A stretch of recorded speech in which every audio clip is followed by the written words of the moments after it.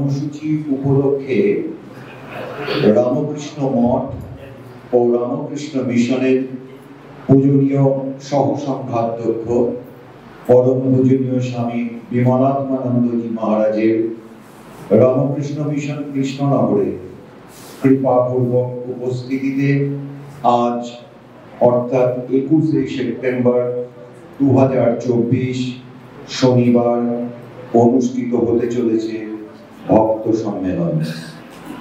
আজকের এই ভক্ত সম্মেলনে আশীর্বাণী প্রদান করবেন পরম পূজনীয় স্বামী বিমলাত্মানন্দজি মহারাজ। এই ভক্ত সম্মেলন শুরু হচ্ছে বৈদিক মন্ত্রোচ্চারণের মধ্য দিয়ে। বৈদিক মন্ত্রোচ্চারণে রয়েছেন পূজনীয় আনন্দময়ানন্দজি মহারাজ, সম্পাদক রামকৃষ্ণ মিশন কৃষ্ণনগর এবং আশ্রমের আবাসিক ছাত্রবৃন্দ। শুরু হচ্ছে বৈদিক মন্ত্রোচ্চারণের মধ্য দিয়ে আজকে এই মহতী ভক্ত সম্মেলন।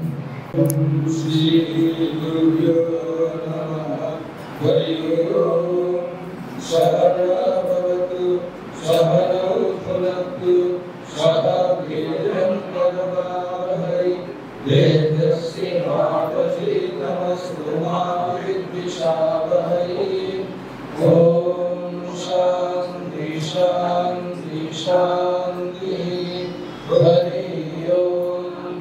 शंभो मित्र शंभः शंभो भवद्भयः शंभो इंद्र बृहस्पतिः शंभो विष्णुरुक्रमः नमो ब्रह्मणे नमस्ते वाय त्वमेव प्रत्यक्षं ब्रह्मासि त्वमेव प्रत्यक्षं ब्रह्म वदिष्यामि हृदं वदिष्यामि सत्यं वदिष्यामि तन्मामवतु तद्भक्तारमवतु अवतु माम् अवतु वक्तारम्। ॐ शान्ति शान्ति शान्ति हरि ओम। भद्रं कर्णेभिः श्रीरामदेवः भद्रं पश्येमाक्षभिर्यजत्राः स्थिरैरङ्गैः स्तुष्ट्वांसस्तनूभिः व्यशेम देवहितं जगायुः। स्वस्ति न इन्द्रो विद्वत्स्वाः स्वस्ति न पूषा विश्ववेदाः स्वस्ति नक्षत्रो वरिष्ठनेमिः स्वस्ति नो बृहस्पतिर्दधातु। ॐ शान्ति शान्ति शान्ति हरि ओम। मधुवातारितायते मधुशरन्ति सिन्धवः महावीर्न सन्तोषति मधुमत्तमुदशसि मधुमत्पार्थिवनयः मधुदौलस्तुनप्रिया मधुमानवनस्पतिर्मधुमानवस्तु सूर्यः महावीर्यावहमन्तुनः। ॐ शान्ति शान्ति शान्ति हरि ओम। पूर्णमदः पूर्णमिदं पूर्णात् पूर्णमुदच्यते पूर्णस्य पूर्णमादाय पूर्णमेवावशिष्यते। ॐ शान्ति शान्ति शान्ति हरि ओम। तत्सत्। श्रीरामकृष्णार्पणमस्तु। মন্ত্রোচ্চারণের মধ্যে দিয়ে শুরু হলো আজকের ভক্ত সম্মেলন। আমরা পূর্বেই ঘোষণা করেছিলাম যে আজকে আমাদের খুব আনন্দের দিন যে রামকৃষ্ণ মঠ ও রামকৃষ্ণ মিশনের পূজনীয় সহসংঘাধ্যক্ষ মহারাজ পরম পূজনীয় স্বামী বিমলাত্মানন্দজি মহারাজ কৃপাপূর্বক উপস্থিতিতে আজ অনুষ্ঠিত হচ্ছে ভক্ত সম্মেলন। দিবা বিভাবরে ডাকো প্রাণ ভরে জয় রাম কৃষ্ণ ভোরে দিবা দিবা মরি ডাকো প্রাণ হরি জয়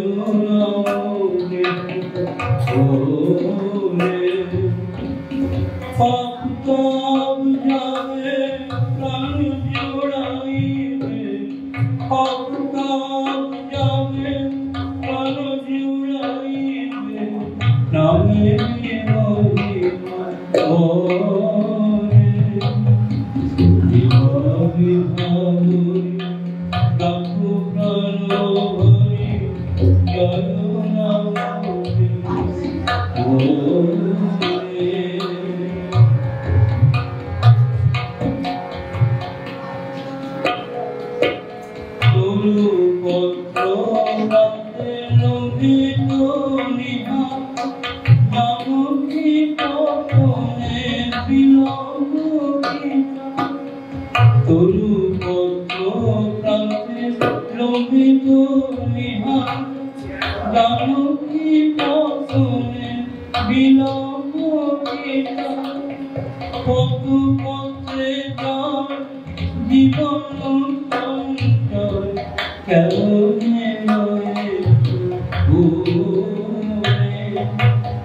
দিবা দিবা মরি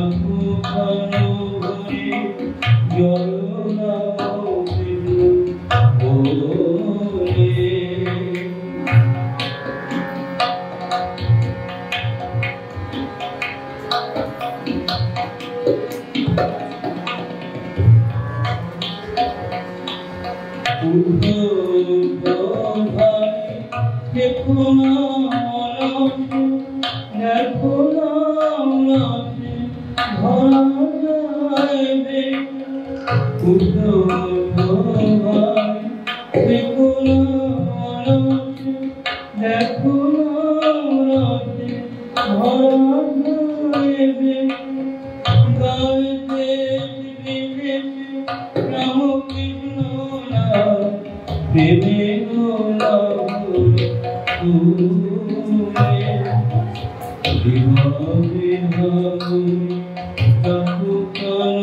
হরি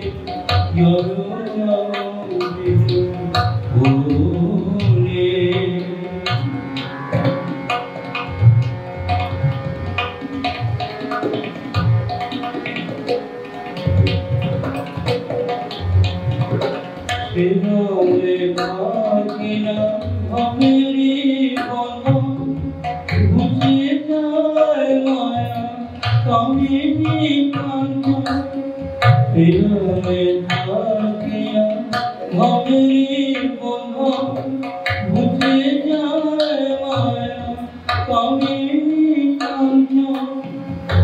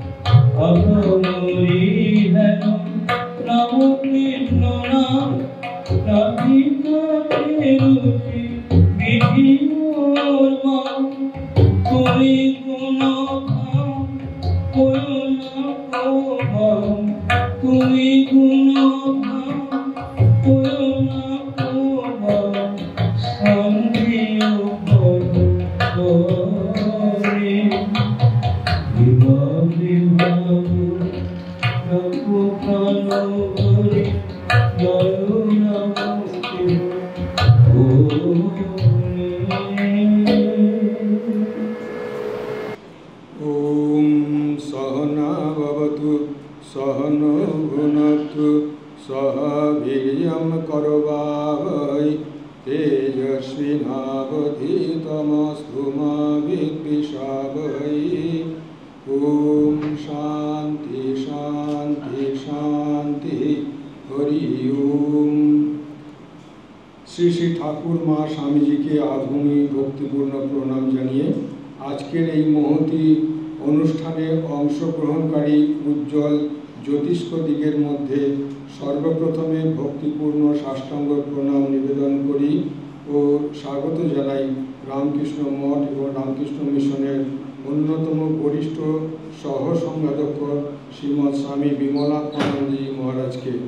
রামকৃষ্ণ মঠ ও মিশনের শিক্ষা প্রতিষ্ঠানের সঙ্গে জড়িয়ে থাকা আরও দুই সন্ন্যাসী স্বামী দেবরাজানন্দজি মহারাজ এবং স্বামী কৃষ্ণনাথানন্দজি মহারাজ।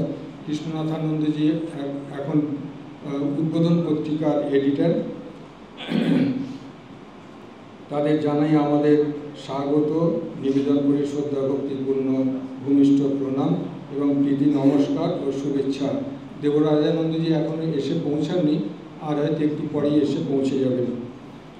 এই মহতি অনুষ্ঠানে যারা যোগদান করছেন সেই সকল পিতা মাতা ভাতৃ ভগ্নী সদস্য ভক্তমণ্ডলীকে জানাই আমাদের হার্দিক স্বাগত নমস্কার প্রীতি ও শুভেচ্ছা। মানব জীবনের মনুষ্যত্ব লাভ করাই প্রধান উদ্দেশ্য। সেই লক্ষ্যে আমাদের এই মহতি আয়োজন মানবকুলকে জানিয়ে দেওয়া শুভ কি অশুভ কি, কল্যাণকর কি অকল্যাণকর কি, ধর্ম কি অধর্ম কি, পরস্পরকে সাহায্য সহযোগিতা ও সহ্য করে একসাথে বেঁচে থাকার অর্থই বা কী, এই সকল মানব মনের জীবন জিজ্ঞাসার সকল সমাধান করা এবং মূল লক্ষ্যে এগিয়ে যাওয়ার সাধনের দ্বারাই মনুষ্যত্বের বিকাশ। তাই স্বামীজি মানুষ তৈরির কারখানায় যারা ওতপ্রোতভাবে জড়িয়ে তাদের বিচারধারা শুনে আমরা আমাদের জীবন গড়ার লক্ষ্যে এগিয়ে যাব। শাস্ত্র নিয়ে বাদ বিতণ্ডায় জড়ানো নয়, তাতে শুধুমাত্র খ্যাতি প্রতিপত্তি বাড়তে থাকে, মূল কাজের কিছুই হয় না। আমাদের শরীর হচ্ছে ভগবান বা আত্মার মন্দির। অনন্ত শক্তি সম্পন্ন আত্মা রয়েছেন আমাদের হৃদয়ে। তাকে জানবার যে যন্ত্র তারই নাম মন। চঞ্চল মনকে বুদ্ধির দ্বারা নিশ্চয় করে আত্মানুসন্ধানে ডুব দিতে হয়। যতক্ষণ আমরা মনের বশ ততক্ষণ আমরা ভগবান থেকে অনেক দূরে। তাই নচিকেতার মতো শ্রদ্ধা সহকারে মনকে সুসংযত করার অভ্যাসের দ্বারাই একাগ্রতা লাভ করা হয়। এই একাগ্রতার দ্বারাই আত্মার অনন্ত শক্তি ধীরে ধীরে উন্মোচিত হতে থাকে। বর্তমানে শিক্ষার্থীদিগের একাগ্রতার অনুশীলন করা অত্যন্ত আবশ্যক। এ সম্বন্ধে প্রয়োজনীয়তা স্বামীজি যা বলেছেন সেইটুকু বলে আমি আমার স্বাগত ভাষণ শেষ করব। জ্ঞান লাভের একমাত্র উপায় একাগ্রতা। রসায়নবিদ নিজের পরীক্ষাগারে মনের সমুদয় শক্তি কেন্দ্রীভূত করে যে সকল বস্তু তিনি বিশ্লেষণ করেছেন সেইগুলোর উপর প্রয়োগ করে এইরূপ ওই সকলের রহস্য অবগত হন। মনুষ্য মনের শক্তির কোনো সীমা নাই। উহা যতই একাগ্র হয় ততই উহার শক্তি একটি বিষয়ের উপর কেন্দ্রীভূত হয়। মন একাগ্রতা সম্পন্ন হলে এবং তার উপর প্রয়োগ করলে আমাদের ভিতরে সমস্তই আমাদের প্রভু না হয়ে আজ্ঞাবহ দাস হবে। গ্রিকরা বহির্জগতের দিকে মন কেন্দ্রীভূত করেছিল, ফলে শিল্প সাহিত্য প্রভৃতিতে তারা চরম উৎকর্ষ লাভ করেছিল। হিন্দুরা অন্তর্জগতের অদৃশ্য আন্তর্রাজ্যে মন কেন্দ্রীভূত করেছিল, ফলে যোগশাস্ত্র উদ্ঘটিত হয়েছিল। আমরা যতই শান্ত হই ততই আমাদের নিজেদের মঙ্গল, ততই আমরা আরও বেশি কাজ করতে পারি। যখন আমরা ভাবাবেগ সংযত করতে পারি না তখন আমাদের শক্তির বিশেষ অপব্যয় হয়, আমাদের স্নায়ুমণ্ডলী বিকৃত হয়, মন চঞ্চল হয়ে ওঠে, কিন্তু কাজ খুব কমই হয়। যে শক্তি কাজে পরিণত হওয়া উচিত ছিল তা শুধুমাত্র হৃদয় আবেগে পর্যবসিত হয়। মন যখন খুব শান্ত ও স্থির থাকে কেবল তখনই আমাদের সমুদয় শক্তি সৎ কাজে নিয়োজিত হয়। যদি তোমরা জগতের বড় বড় কর্মকুশল ব্যক্তির জীবনী পাঠ করো দেখবে তারা অদ্ভুত শান্ত প্রকৃতির মানুষ ছিলেন। কোনো কিছুই তাদের চিত্তের সমতা নষ্ট করতে পারত না। এই জন্য যে ব্যক্তি সহজে রেগে যায় সে বড় একটা কাজ করতে পারে না, আর যে কিছুতেই রাগে না সে সর্বাপেক্ষা বেশি কাজ করতে পারে। যে ব্যক্তি ক্রোধ, ঘৃণা বা কোনো রিপুর বশীভূত হয়ে পড়ে, সে এই জগতে বড় একটা কিছুই করতে পারে না। সে নিজেকে যেন খণ্ড করে ফেলে এবং সে বড় একটা কাজের লোক হয় না। কেবল শান্ত, ক্ষমাশীল, চিরস্থির ব্যক্তি সর্বাপেক্ষা বেশি কাজ করে থাকেন। সর্বশেষ সকলকে আমার আন্তরিক প্রণাম, নমস্কার, প্রীতি ও শুভেচ্ছা জানাই। ওম নিরঞ্জন নিত্যম অনন্তরূপম ভক্তানুকম্পাধিতবিঘ্ন বৈ ঈশাবতারম পরমেশমিত্যম তম রামকৃষ্ণম শিরসাম নমামি।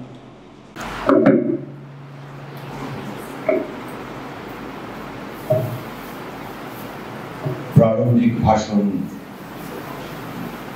প্রদান করলেন পূজনীয় স্বামী আনন্দনারায়ণজি মহারাজ, সম্পাদক রামকৃষ্ণ মিশন কৃষ্ণনগর। অতিথি বরণ প্রথমে পূজনীয় সহসংঘাধ্যক্ষ মহারাজকে বরণ করে দিচ্ছেন আশ্রমে এই মিশনের সম্পাদক স্বামী আনন্দনারায়ণজি মহারাজ।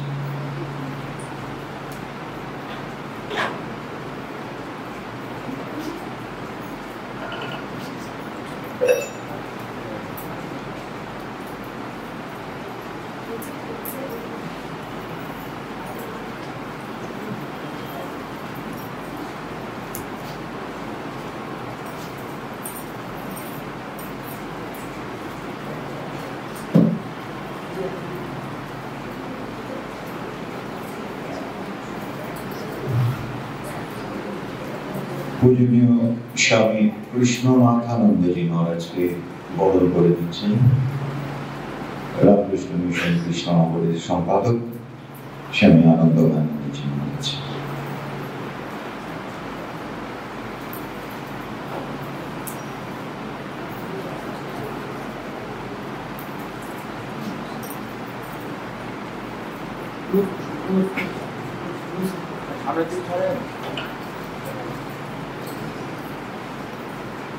অধ্যাপক মাননীয় ডক্টর শিবানন্দ চক্রবর্তী মহাশয়কে বরণ করে দিচ্ছেন স্বামী আনন্দনারায়ণজি মহারাজ।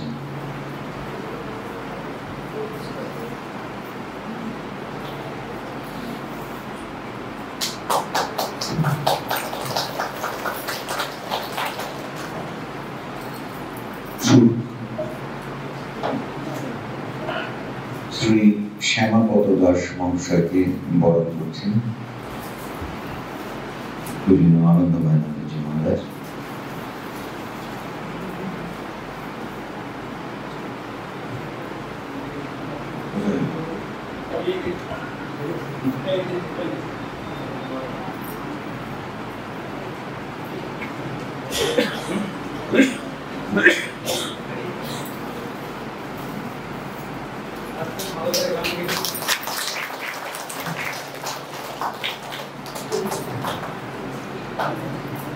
ধ্যানেশ গোস্বামী, শ্রী ধ্যানেশ গোস্বামীকে বরণ করে দিয়েছে স্বামী আনন্দনারায়ণজি মহারাজ।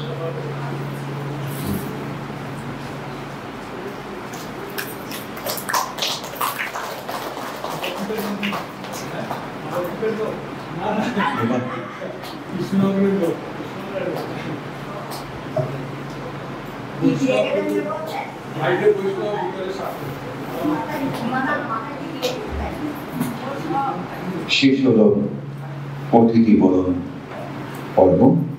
আমরা এবারে প্রবেশ করব ভাষণ পর্বে। প্রথমে আমরা শুনব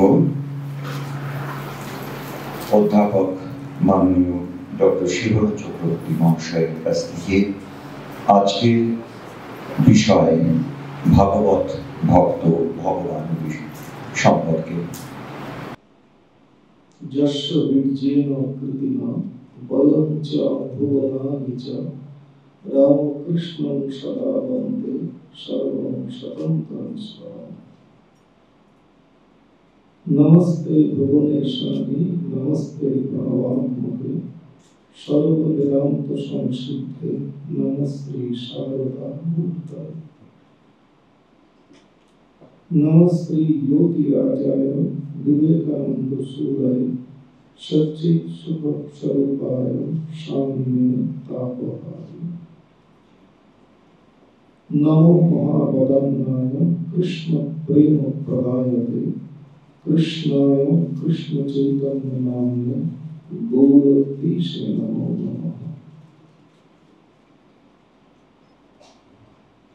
पूज्यपाद श्रीमद स्वामी विमलात्मानंद जी महाराज सह अध्यक्ष रामकृष्ण मठ व रामकृष्ण मिशन तार चरणे आधुनिक साष्टांग प्रणाम प्रणाम জানাই এই আশ্রমের অধ্যক্ষ पूज्यपाद श्रीमद स्वामी आनंदानंद जी महाराज चरणे प्रणाम জানাই उद्बोधन पत्रिकार सम्पादक रामकृष्ण मठ मिशনের विशिष्ट सन्यासी पूज्यपाद श्रीमद स्वामी कृष्णनाथानंद जी महाराज चरणे प्रणाम জানাই আজকে আরেকজন বিশিষ্ট বক্তা রামকৃষ্ণ মঠ মিশনের বরিষ্ঠ সন্ন্যাসী पूज्यपाद श्रीमद स्वामी देवराजानंद जी महाराज चरणे এছাড়া এই আশ্রমে বেলুর মঠ থেকে যে সকল পূজনীয় সন্ন্যাসী ব্রহ্মচারী এসেছেন তাদের সকলের চরণে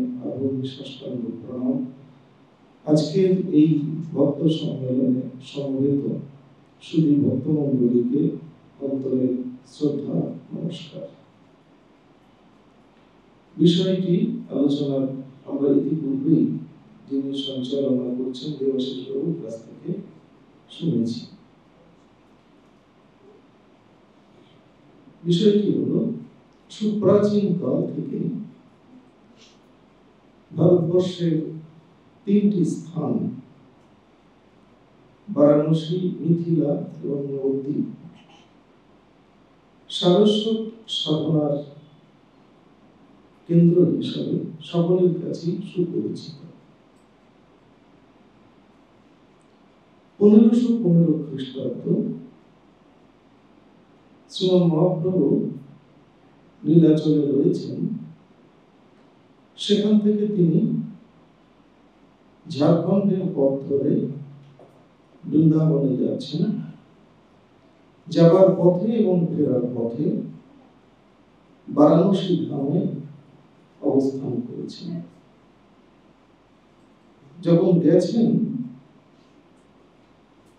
ঝাড়খণ্ড পথ ধরে বারাণসী বৃন্দাবন ধামে, যাওয়ার পথে বারাণসীতে অবস্থান করেছেন 10 দিন, ফেরার পথে অবস্থান করেছেন 2 মাস।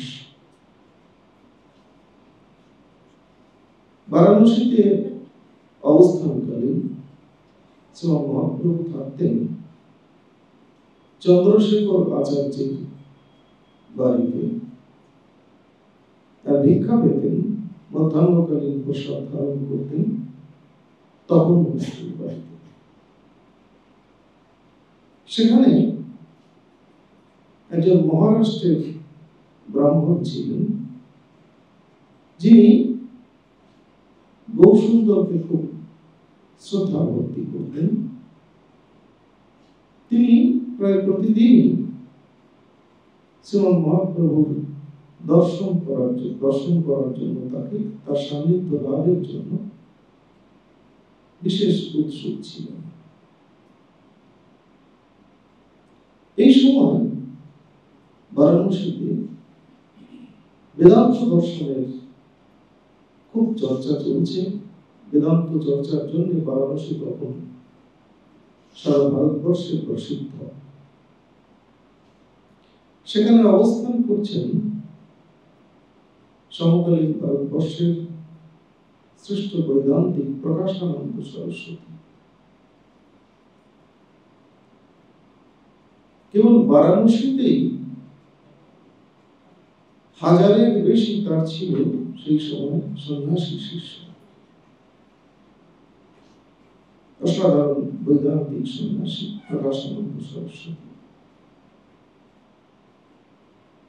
এই প্রকাশানন্দ সরস্বতীর কাছে এই যে মহারাষ্ট্রের ব্রাহ্মণ যিনি গৌসুন্দরকে শ্রদ্ধা করতেন, তিনি একদিন প্রকাশানন্দ সরস্বতীর কাছে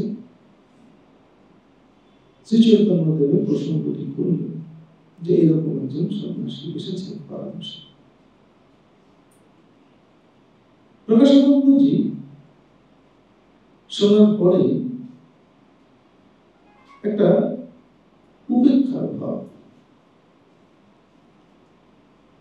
একটা বিরক্তির ভাব প্রকাশ করে বললেন, ও গৌড়দেশ থেকে, গৌড় মানে বাংলা, গৌড়দেশ থেকে একজন ভাবুক সন্ন্যাসী এসেছে শুনেছি। তিনি সংকীর্তন করেন, নৃত্য করেন, বেদান্ত করেন না। মনে হয় প্রকাশানন্দজি বলছেন তার সম্মোহনী বিদ্যা আছে। তারা বলে বাসুদেব সার্বভৌমের মতো মহাপণ্ডিতকে তিনি বশীভূত করেছেন। সন্ন্যাসী হয়ে মায়াবাদ ছেড়ে ভক্তিপথকে ধরেছে, বেদান্ত করেন। এখানে তার ভাবকালী বিক্রি হবে না, প্রকাশানন্দজি মত। মহারাষ্ট্রীয় বিপ্র যে গৌরসুন্দরকে শ্রদ্ধা করেন, ভালোবাসেন, শুনে একটু ব্যথিত করে ফিরে আসলেন এবং মহারাষ্ট্রীয় যে ব্রাহ্মণ, সে ভাবছেন যে যদি শ্রী চৈতন্যদেবের সঙ্গে প্রকাশানন্দজি একটু সাক্ষাৎ হতো, তাহলে বোধহয় প্রকাশানন্দজি বুঝতে পারতেন গৌরসুন্দরের কি মহিমা। ইতিমধ্যে শ্রী চৈতন্যদেব বৃন্দাবন থেকে ফিরে এসেছেন বারাণসী ধামে। যখন ফিরে এসেছেন তখন চন্দ্রশেখর আচার্য, আমরা বলেছিলাম যে তিনি বৃন্দাবনে যাওয়ার পথে বারাণসীতে 10 দিন অবস্থান করেছেন, ফেরার পথে 2 মাস অবস্থান করেছেন। যখন বৃন্দাবন থেকে ফিরছেন বারাণসীতে, তখন চন্দ্রশেখর আচার্য এবং তপন মিশ্র খুব আক্ষেপের সঙ্গে বলছেন, প্রভু, এই বৈদান্তিক সন্ন্যাসীরা আপনার বড় সমালোচনা করে। তারা সবসময় বলে আপনার সম্পর্কে যে সন্ন্যাসী হয়ে ভাবের বন্যায় ভাসে, নৃত্য গীত করে, বেদান্ত করে না। আর ওই যে মহারাষ্ট্রীয় ব্রাহ্মণ, তার খুব অভিলাষ যদি গৌরসুন্দরের সঙ্গে প্রকাশানন্দজির একটু সাক্ষাৎ করেন। তাই এই মহারাষ্ট্রীয় ব্রাহ্মণ একটি আয়োজন করলেন। তার গৃহে ওই বৈদান্তিক সন্ন্যাসীদের, প্রকাশানন্দজির নেতৃত্বে একদম বৈদান্তিক সন্ন্যাসীদের আমন্ত্রণ করলেন, যেখানে মহাপ্রভুকে যাওয়ার জন্য, গৌরসুন্দরকে যাওয়ার জন্য আকুতি করলেন, প্রার্থনা করলেন মহারাষ্ট্রীয় ব্রাহ্মণ চন্দ্রশেখর আচার্য এবং তপন মিশ্র। প্রকাশানন্দ সরস্বতী যে কটাক্ষপূর্ণ মন্তব্য করেন, যে উপেক্ষার ভাব প্রকাশ করেন গৌরসুন্দর সম্পর্কে, তাতে কিন্তু গৌরসুন্দর বিন্দু মাত্র বিচলিত নন। ওগুলোকে তিনি হেলায় উপেক্ষা করেন, সমালোচনা নিন্দায় তিনি কখনো বিচলিত হন না। কিন্তু তিনি দেখছেন যে তার এই যে 3 জন ভক্ত, চন্দ্রশেখর আচার্য, মহারাষ্ট্রীয় বিপ্র এবং তপন মিশ্র, এরা কষ্ট পাচ্ছে, অহং ভক্ত পরাধীন। তাই তিনি সম্মত হলেন ওই মহারাষ্ট্রীয় বিপ্রের আহ্বানে যে বৈদান্তিক সন্ন্যাসীরা সমবেত হবে সেখানে যাওয়ার জন্য। গৌরসুন্দর গেলেন, গিয়ে যেখানে সন্ন্যাসীরা পা ধুয়ে তারপরে একটা নাটবন্দির মতো আছে সেখানে বসেন, এই পা ধোয়া, পাদ প্রক্ষালনের জায়গাতে গৌরসুন্দর বসেছেন। কিন্তু তার অঙ্গকান্তির যে জ্যোতি, তাতে বিমোহিত হয়ে প্রকাশানন্দ সরস্বতী ওই সভা থেকে উঠে এসেছেন উঠে এসে গৌরসুন্দরকে আহ্বান করছেন। গৌরসুন্দরকে আহ্বান করে বলছেন, শ্রীপাদ, খুব সম্মানসূচক শব্দ হচ্ছে শ্রীপাদ। প্রকাশানন্দজি বলছেন, শুনেছি আপনি বারাণসীতে এসেছেন, কিন্তু বারাণসীতে এসে আপনি সংকীর্তন করেন, নৃত্যগীত করেন। সন্ন্যাসীর কাজ তো ধ্যান এবং শ্রদ্ধা, বেদান্ত পাঠ। আপনি ভগবত প্রেম লাভ করেছেন, ভালো কথা, কিন্তু তাই বলে বেদান্তকে বাদ দেন কেন? আর যদি বেদান্ত বুঝতে অসুবিধা হয়, তাহলে তো আপনি আমার কাছে আসতে পারেন।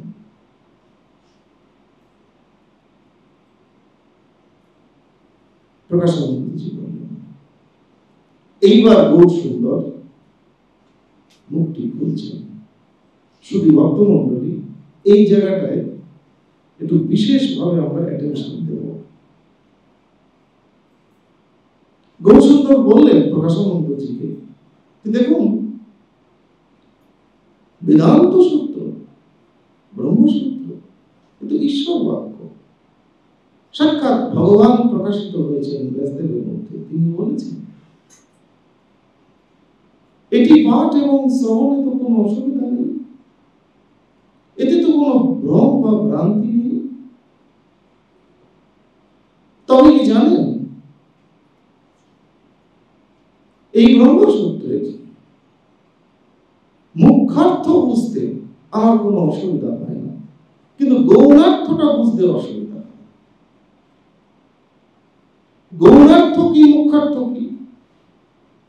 ব্রহ্মসূত্র বা বেদান্ত সূত্রে গৌণার্থ হচ্ছে এই জগৎ ব্রহ্মের পরিণাম নয়, ব্রহ্মে জগৎ ভ্রম হয়েছে, যেটাকে বিবর্তবাদ বলা হয়। এটা শঙ্করাচার্য হচ্ছে। আর মুখ্যার্থ কি? মুখ্যার্থ মহাপ্রভু বলেন এবং বোঝেন, সেটি হল এই জগৎ ব্রহ্মেরই পরিণাম। যেমন মাটির ঘরটা মাটিরই পরিণাম। বিবর্তবাদ বলছেন গৌণার্থ,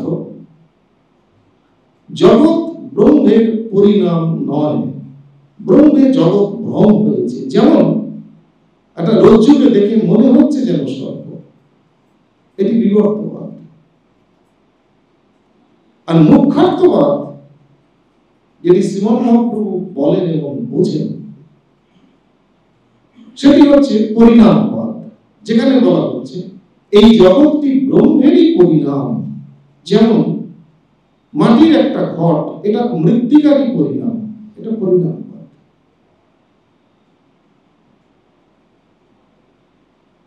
যেহেতু প্রকাশানন্দ সরস্বতী বৈদান্তিক সন্ন্যাসী, শঙ্করপন্থী, শঙ্করের ব্রহ্মসূত্রের বিবর্তবাদকে তিনি সমর্থন করেন, সেহেতু তিনি ভাবছেন তিনি বৈদান্তিক।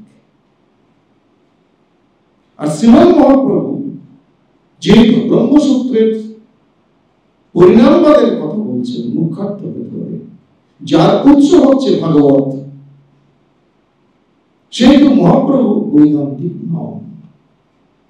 আমি জায়গাটা আবার বলছি, প্রকাশানন্দ সরস্বতী যেহেতু শঙ্করপন্থী, বিবর্তবাদকে সমর্থন করেন, সেহেতু তিনি নিজেকে বৈদান্তিক ভাবছেন। আর মহাপ্রভু যেহেতু পরিণামবাদের কথা বলছেন, যার উৎস হচ্ছে ভাগবত, সেহেতু মহাপ্রভুকে বৈদান্তিক ভাবছেন না। মহাপ্রভু এবার প্রকাশানন্দজির কাছে বলবেন যে ভাগবত সর্বত বেদান্ত, ব্রহ্মসূত্র এবং ভাগবতের মধ্যে কোনো পার্থক্য নেই। শ্রোতা সমকালীন ভারতবর্ষের জগৎ বিখ্যাত বৈদান্তিক সন্ন্যাসী প্রকাশানন্দ সরস্বতী এবং তার সন্ন্যাসী বেদান্তিক শিষ্যরা। গৌরসুন্দর বলছেন, দেখুন এই যে ভাগবত মহাপুরাণ, এই ভাগবতের সৃষ্টি হচ্ছে চতুশ্লোক দিয়ে। চতুশ্লোকী ভাগবত বলা হয়। এই চতুশ্লোক কে বলেছে? এই চতুশ্লোক সাক্ষাৎ নারায়ণ প্রথম ব্রহ্মাকে বলেছিলেন। ব্রহ্মা এই চতুশ্লোক নারদকে বলেছিলেন। নারদ সেই চতুশ্লোক ব্যাসদেবকে বলেছিলেন। পরিষ্কার চৈতন্য চৈতন্যতে আছে, ব্রহ্মারে নারায়ণ চতুশ্লোক কহিল। ব্রহ্মা নারদের সেই উপদেশ করিল। সেই অর্থ নারদ ব্যাসদেবের কহিল। শুনি বেদব্যাস তার বিচার করিল। সুতরাং এই যে ভাগবত, তার বেশ হচ্ছে চতুশ্লোক। যে চতুশ্লোক সাক্ষাৎ নারায়ণ ব্রহ্মাকে বলেছেন, ব্রহ্মা নারদকে বলেছেন, নারদ ব্যাসদেবকে বলেছেন। এইবার আরো প্রকটিত করছেন, বলছেন দেখুন, প্রথম এই ব্রহ্মাণ্ডে ভগবান প্রকাশ করছেন ওঙ্কারকে, প্রণবকে। এই যে ওঙ্কার প্রণব, তস্য বাচক প্রণব, ভগবানের প্রথম প্রতীক হচ্ছে ওঙ্কার। প্রণবের অর্থ প্রকটিত করার জন্য গায়ত্রী আবির্ভূত হল। গায়ত্রীকে বলা হয় বেদ মাতা, কারণ চতুর্বেদ এবং সমস্ত উপনিষদের উদ্ভব গায়ত্রী থেকেই। সমস্ত বেদ এবং উপনিষদ গায়ত্রীর মর্মবাণীকে প্রকাশ করছে। সিকোয়েন্সটা কিন্তু খুব ভালো করে ধরবেন। প্রথম হচ্ছে প্রণব। প্রণবের অর্থ প্রকাশ করার জন্য গায়ত্রী আবির্ভূত হলেন। গায়ত্রীকে বলা হচ্ছে বেদ মাতা, কারণ সমস্ত বেদ এবং উপনিষদের উৎস হচ্ছে গায়ত্রী।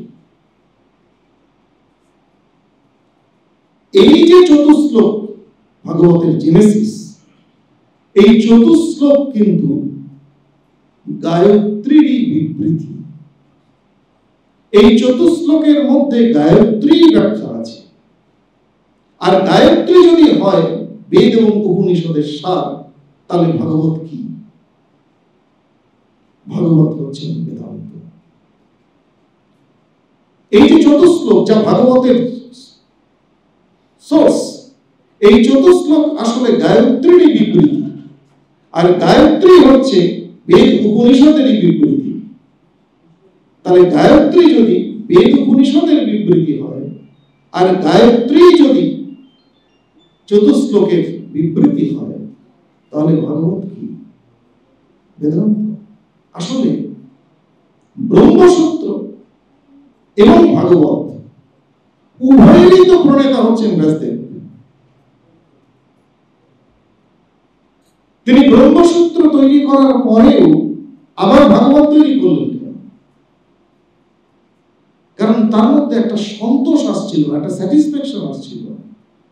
তখন নারদ তাকে বলেছিলেন যে আপনি ব্রহ্মসূত্র করেছেন, কিন্তু সেই ব্রহ্মের মাহাত্ম্য কীর্তন করেন না। এই ব্রহ্মের মাহাত্ম্য কীর্তন করছেন কোথায়? ভাগবতে। বেদের যে মন্ত্র, যাকে ঋক বলা হয়, বেদের যে মন্ত্র যাকে ঋক বলা হয়, সেই মন্ত্রগুলোই সূত্র আকারে ব্যাসদেব যেখানে গ্রথিত করলেন, সেটি হচ্ছে ব্রহ্মসূত্র। 4টি অধ্যায়, 555টি সূত্র। আর বেদের ওই ঋক মন্ত্রগুলোকে যখন শ্লোক আকারে উপস্থাপন করলেন, সেটি ভাগবত। তাহলে ভাগবত কি? ভাগবত বেদান্তই। যে সরদর্শন, ন্যায়, বৈশেষিক, সাংখ্য, যোগ, মীমাংসা, বেদান্ত, ভাগবত সাক্ষাৎ বেদান্তই। আর বহু সুন্দর পরিষ্কার ভাবে রঘুনাথ ভট্ট গোস্বামী পাদ, যিনি এই তপন মিশ্রের পুত্র, যিনি চৈতন্য চরিতামৃতের গ্রন্থকার, শ্রীল কবিরাজ গোস্বামী পাদের দীক্ষা গুরু, এই রঘুনাথ ভট্ট গোস্বামী পাদ সরগোস্বামীর এক পাদ, তাকে পরিষ্কার ভাবে বলেছেন বেদান্তেরই প্রাঞ্জল ভাষ্য ভাগবত। সুতরাং এই হচ্ছে ভাগবত সাক্ষাৎ বেদান্ত, মহাপুরাণ। এই ভাগবত পুরাণের মধ্যে সামবেদ তুল্য। এই ভাগবত ব্রহ্মসূত্র বা বেদান্ত সূত্রের অর্থ এতে আছে, একই সাথে গায়ত্রীর ভাষ্য স্বরূপ। মহাভারতের সমস্ত অর্থ নির্ণয় হয়েছে এই ভাগবতে। সমগ্র বেদের অর্থের দ্বারা এই ভাগবত পরিপুষ্ট। 12টি এর স্কন্ধ, 335টি অধ্যায়, 18,000 এর শ্লোক। শুধু তাই নয়, এই ভাগবতকে বলা হয় সাক্ষাৎ শ্রী ভগবানের বপু। এই সাক্ষাৎকে ভক্তমণ্ডলী ভগবানের শরীর হিসাবে কল্পনা করেন। এই জন্য দেখবেন ভাগবত যখন পাঠ হয় তার আগে ভাগবত গ্রন্থটিকে পূজা করা হয়। কারণ ভাগবতের এই যে 12 অধ্যায়, এই 12 অধ্যায় হচ্ছে ভগবানের 12টি অঙ্গ। তার প্রথম এবং দ্বিতীয় স্কন্ধ হচ্ছে শ্রী ভগবানের চরণ দুটি। তৃতীয় এবং চতুর্থ স্কন্ধ হচ্ছে ভগবানের উরুদেশ। পঞ্চম এবং ষষ্ঠ স্কন্ধ দুটি হচ্ছে শ্রী ভগবানের পার্শ্বদেশ। সপ্তম অষ্টম হচ্ছে ভগবানের 2 বাহু। নবম স্কন্ধ হচ্ছে ভগবানের হৃদয়। দশম স্কন্ধ হচ্ছে ভগবানের অধর, যে মুখ অমৃত, মুখপাত্র। একাদশ স্কন্ধ হচ্ছে ভগবানের কপাল, আর দ্বাদশ স্কন্ধ হচ্ছে ভগবানের মস্তক। এই হচ্ছে ভাগবত। সুতরাং ভাগবত সম্পর্কে গৌর সুন্দর বললেন, প্রকাশানন্দ সরস্বতী, এবং বললেন অতএব ভাগবত করো বিচার, ইহা হইতে পাবে সূত্র শ্রুতি অর্থ সার। নিরন্তর করো তুমি কৃষ্ণ নাম সংকীর্তন, হেলায় পাবে মুক্তি, পাবে কৃষ্ণ প্রেমধন। অতএব ভাগবত করো বিচার, ইহা হইতে পাবে সূত্র শ্রুতি অর্থসার। সূত্র মানে এখান থেকেই ব্রহ্মসূত্র পাবে, এখান থেকেই শ্রুতি অর্থসার। নিরন্তর করো তুমি কৃষ্ণ নাম সংকীর্তন, হেলায় মুক্তি পাবে, পাবে কৃষ্ণ প্রেমধন। প্রকাশানন্দ সরস্বতী কি অবস্থা হলো! শাস্ত্রকার বলছেন প্রেমানন্দে প্রকাশানন্দের বহে অশ্রুধার, হরি হরি শব্দ করে নিরন্তর। নিজগণ লঞ্চা প্রভু আইলা বাসা ঘর, বারাণসী হইল দ্বিতীয় নদিয়া নগর। প্রেমানন্দে প্রকাশানন্দের বহে অশ্রুধার। প্রকাশানন্দ সরস্বতীর নয়ন দিয়ে প্রেমাশ্রু বর্ষিত হচ্ছে। হরি হরি করে সমস্ত মানুষ। আর নিজগণ লঞ্চা প্রভু আইলা বাসাগর, মানে এখানে গৌর সুন্দরকে বলছেন, যেখানে প্রকাশানন্দ সরস্বতীর সঙ্গে তার কথা হচ্ছে সেখান থেকে তিনি নিজের ঘরে আসলেন, মানে যে কুটিয়ায় থাকতেন লীলাজলি সেখানে আসলেন। চৈতন্য চৈতামৃতকার বলছেন বারাণসী হইল দ্বিতীয় নদিয়া নগর। বারাণসীকে গৌর সুন্দর যেন দ্বিতীয় নদিয়া নগরে পরিণত করলেন। এই হচ্ছে ভাগবত সাক্ষাৎ বেদান্ত। এবার আসি ভক্ত প্রসঙ্গ।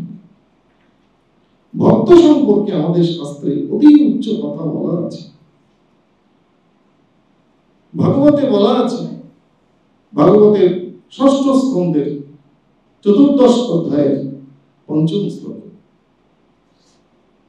মুক্তানাং অপিসিদ্ধানাং নারায়ণ পরায়ণ সুদুর্লভ প্রশান্তাত্মা কোটিষু অপি মহামুনি।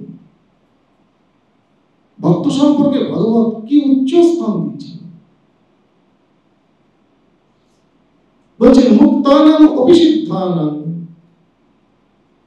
নারায়ণ পরায়ণ সুদুর্লভ প্রশান্তাত্মা কোটিষু অপি মহামুনি। এটি সাক্ষাৎ সুখদেবকে পরীক্ষিত মহারাজ বলছেন।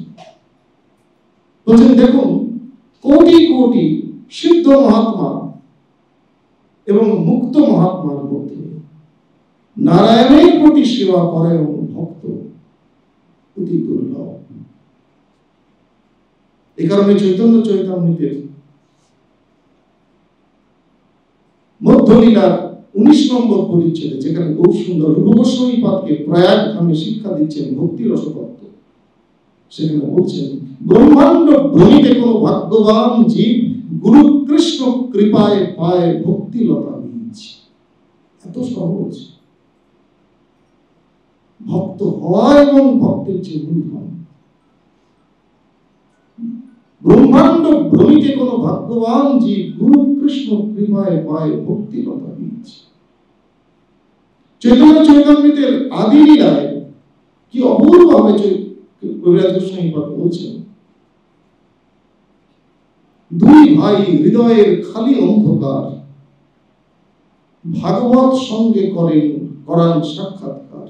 এক ভাগবত বড় ভাগবত শাস্ত্র, আর ভাগবত ভক্ত ভক্তি রস শাস্ত্র।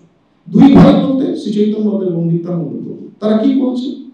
দুই ভাই হৃদয়ের খালি অন্ধকার, অর্থাৎ সাধারণ জীবের যে বহির্মুখী মন, ঈশ্বর বিমুখতা, সেই জায়গাতে গৌসুন্দর নিত্যানন্দ ভক্তি প্রতিপাদক ভাগবত শাস্ত্রকে ধরিয়ে দিচ্ছেন।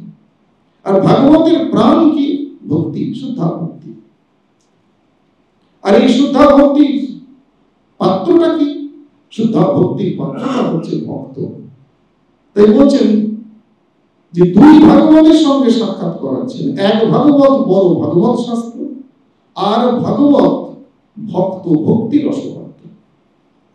একটি হচ্ছে ভাগবত যার মধ্যে প্রেম ভক্তির কথা আছে, কিন্তু সেই প্রেম ভক্তির কথাটা থাকবে কোথায়? সেই ভক্তি রসপাত্রটা হচ্ছে ভক্ত হৃদয়। যে ভক্তের হৃদয়ের মধ্যে প্রেম ভক্তি আছে, সেই ভক্তকেই বলা হয় ভাগবত। এবং সেই ভক্ত সম্পর্কে কি অপূর্ব কথা চৈতন্য চৈতামৃতে আছে। ভক্ত ঈশ্বর স্বরূপ, তার অধিষ্ঠান, ভক্তের হৃদয় কৃষ্ণের সতত বিশ্রাম। 30 নম্বর শ্লোকে আছে আদি লীলাতে। ভক্ত ঈশ্বর স্বরূপ, তার অধিষ্ঠান, তার মানে শ্রী ভগবানের। ভক্তের হৃদয় কৃষ্ণের সতত বিশ্রাম। ভগবান কোথায় বিশ্রাম করবেন? এমন কোন উদ্বেগজনক স্থানে ভগবান বিশ্রাম করেন না। ভগবানের বিশ্রাম স্থান হচ্ছে ভক্তের হৃদয়, কারণ ভক্তের হৃদয়ে আছে ভগবানের প্রতি প্রেম। তাই ভগবান ভক্তের হৃদয়ে বিশ্রাম করেন, ওটি ভগবানের খুব প্রিয় স্থান। তাহলে কি অন্যান্য জীবের মধ্যে ভগবান নেই? আছেন। অন্যান্য সমস্ত জীবের মধ্যে ভগবান আছেন, কিন্তু সেখানে ভগবান আছেন অন্তর্যামী রূপে, সাক্ষী রূপে, নির্লিপ্ত রূপে। যেমন আদালতের বিচারক বিচার প্রার্থীদের সঙ্গে তার সম্পর্ক, বিচারের স্বার্থে আদালতের বিচারক বিচার প্রার্থীদের সাথে নির্লিপ্ত থাকে। তুমি যে কাজ করেছো তার ফল পাবে।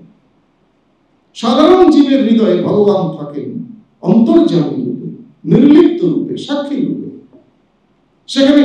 সেখানে জীব যেমন ভগবানকে আনন্দ দিতে পারে না, কারণ ভগবানের প্রতি তার প্রেম নেই, ভগবানও সেখানে আনন্দ পায় না।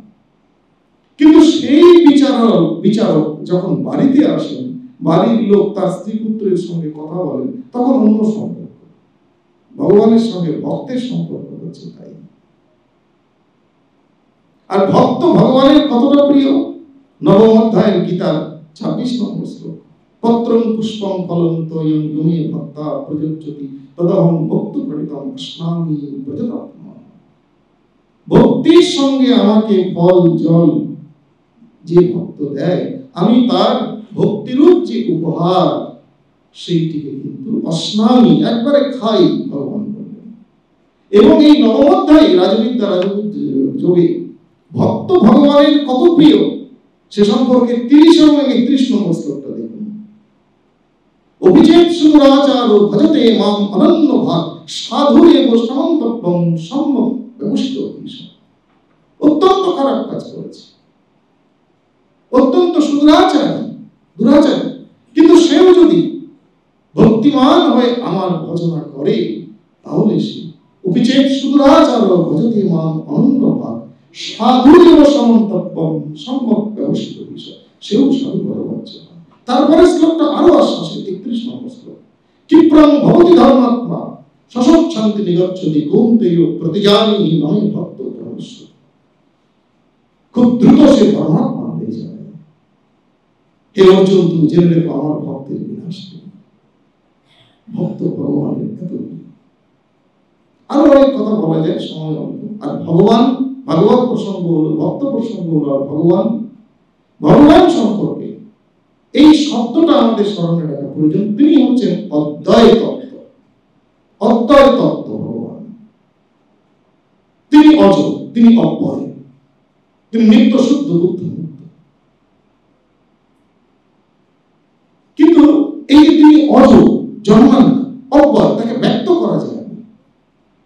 তার এই যে নির্গুণ নিরাকার ভাব, এটি আমরা ধারণা করতে পারি।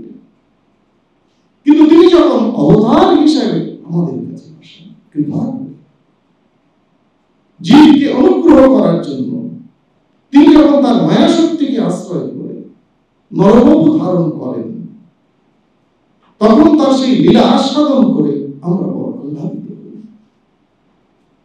সেই অবতার সম্পর্কে দেখুন শঙ্করাচার্য গীতাভাষ্যে বলছেন, স ভগবান অজ অব্যয় ভূতানাং ঈশ্বর নিত্য শুদ্ধ বুদ্ধ মুক্ত স্বভাব কবি স্বমায়া দেহবান জাত সব প্রয়োজন অভাব লোকান লক্ষ্য।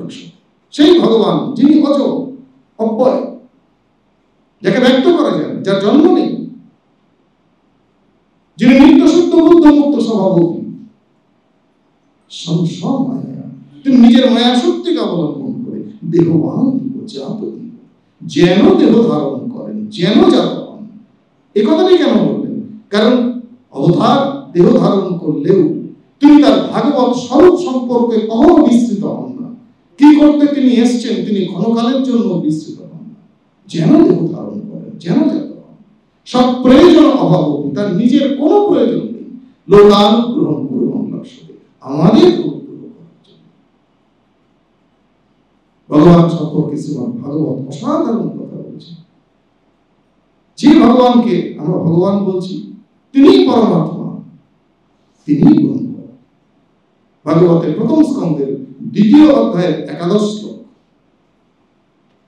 বদন্তি তত্তত্ত্বং তত্ত্ববিদঃ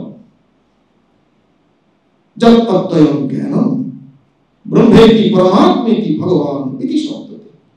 বদন্তি তত্তত্ত্বং তত্ত্ববিদঃ, তত্ত্ববিদ পণ্ডিতগণ সেই অদ্বয় তত্ত্বের কথাই বলেন। সেই অদ্বয় তত্ত্বটা কি? ব্রহ্মেতি পরমাত্মেতি ভগবান ইতি শব্দতে। যিনি ব্রহ্ম, তিনি পরমাত্মা, তিনি ভগবান। ভগবান শ্রীরামকৃষ্ণের অনুপম উপমা। একই ব্রাহ্মণ যখন রান্না করেন তখন রাঁধুনি, যখন পূজা করেন তখন পূজারী।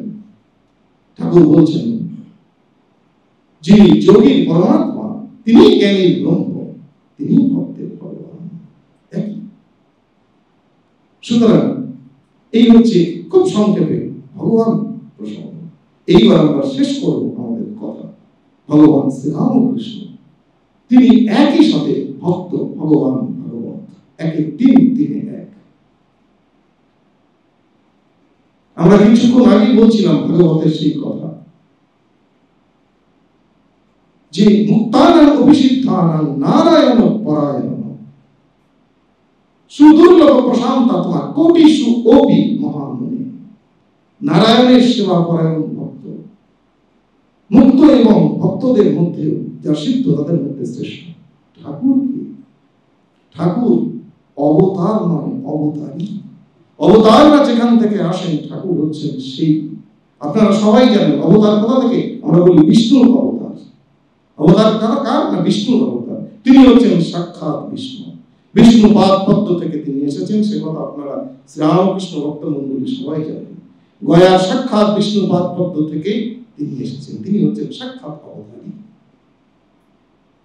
আবার তিনি কখনো পেনেটির মহোৎসবে, কখনো বলরাম ভবনে, কখনো ব্রাহ্ম সমাজে ভক্ত ভাব হয়ে লীলা করছেন।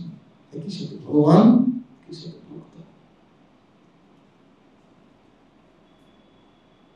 তিনি মধুরবাবুকে কৃপা করে তিনি কুটি বাড়ি থেকে দেখছেন শ্রী শ্রী ঠাকুরের মধ্যে একদিকে মা কালী, একদিকে শিব। তিনি শ্যামপুকুর বাটিতে কালী পূজার অমানিসাতে গিরিশ ঘোষ ভক্তদের কাছে সাক্ষাৎ জগদম্বা হিসেবে প্রকটিত হচ্ছেন ভগবান স্বয়ং। আবার তিনি দক্ষিণেশ্বরে মাটিতে মুখ ঘষছেন, মাগো একটা দিন চলে গেল, দেখা দিলি না, ভক্ত ভাব। শ্রীমদ দর্শন বলে প্রায় 16টা খণ্ডের বই আছে, সেখানে দেখবেন পাতায় পাতায় ঠাকুরের একটি মহাবাক্য আছে, যেটা আমরা অনেক জায়গায় পাই না। ঠাকুর বলতেন যে আমার চিন্তা করে সে আমার ঐশ্বর্য পায়, যেমন পিতার ঐশ্বর্য পুত্র পায়। ভগবানের ঐশ্বর্য কি? জ্ঞান, বৈরাগ্য, বিবেক, ভক্তি। তিনি যখন বলছেন যে আমার চিন্তা করে সে আমার ঐশ্বর্য পায়, তখন তিনি ভগবান।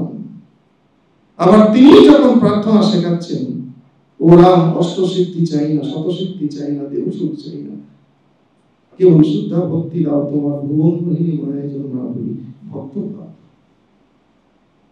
এই ভক্ত ভগবান সত্তা তার মধ্যে প্রকটিত। আর ভাগবত, তিনি সাক্ষাৎ ভাগবত বিগ্রহ।